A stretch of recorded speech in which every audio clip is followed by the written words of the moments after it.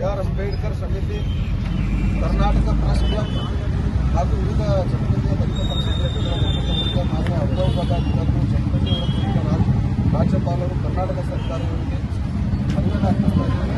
ವಿಷಯ ಜಮಖಂಡಿ ಮತಕ್ಷೇತ್ರ ಶಾಸಕ ಜಗದೀಶ್ ಗುರುಮೂರ್ತಿ ಅವರು ಪತ್ರಕರ್ತರ ಮೇಲೆ ದರ್ಪ ಹಾಗೂ ಗೂಂಡಾವರ್ತನೆ ಮೆರೆದಿರುವುದನ್ನು ಕುರಿತು ಮೇಲ್ಕಾಣಿಸಿದ ವಿಷಯದನ್ವಯ ಜಮಖಂಡಿ ಪತ್ರಕರ್ತರ ಸಂಘಟನೆಯಾದ ಕರ್ನಾಟಕ ಪ್ರೆಸ್ ಕ್ಲಬ್ ಬೆಂಗಳೂರು ಹಾಗೂ ಕರ್ನಾಟಕ ಕಾರ್ಯನಿರತ ಪತ್ರಕರ್ತರ ಧ್ವನಿ ಬೆಂಗಳೂರು ಶಾಖೆ ಜಮಖಂಡಿ ಸಂಘಟನೆಯಲ್ಲಿ ಕಾರ್ಯನಿರ್ವಹಿಸುವ ಪತ್ರಕರ್ತರಿಗೆ ತಾಲೂಕಾ ಆಡಳಿತ ಸೌಧದಲ್ಲಿ ಜರುಗಿದ ಆಗಸ್ಟ್ 15ರ ಪೂರ್ವಭಾವಿ ಸಭೆಯಲ್ಲಿ ಅಪಮಾನ ಮಾಡಿದ್ದು ಅಲ್ಲದೆ ಪತ್ರಕರ್ತರ ಮೇಲೆ ಅಧಿಕಾರ ದರ್ಪವನ್ನು ತೋರಿ ಗೂಂಡಾವರ್ತನೆಯನ್ನು ಮೆರೆದಿದ್ದಾರೆ.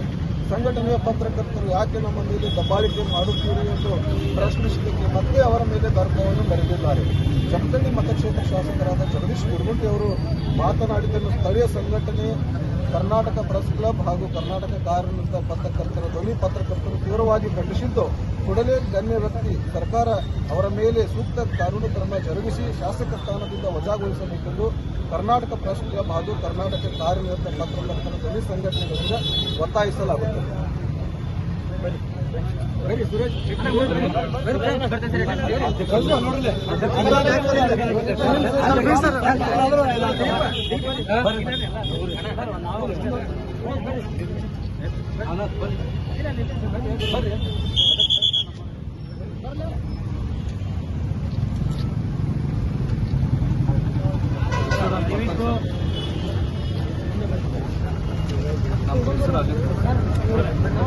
ದಯವಿಟ್ಟು ರಾಜ್ಯಪಾಲರಿಗೆ ಯಾಕಂದರೆ ಇದು ಮುಂದೆ ಹೋರಾಟ ಭಾಳ ದೊಡ್ಡದಾಗುತ್ತೆ.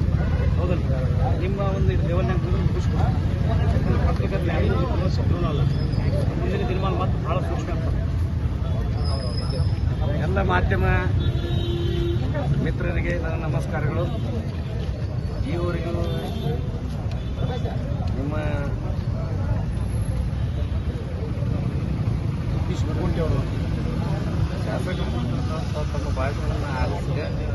ಅದಕ್ಕೆ ನಮ್ಮ ಬೇಡಿಕೆಯಂತೆ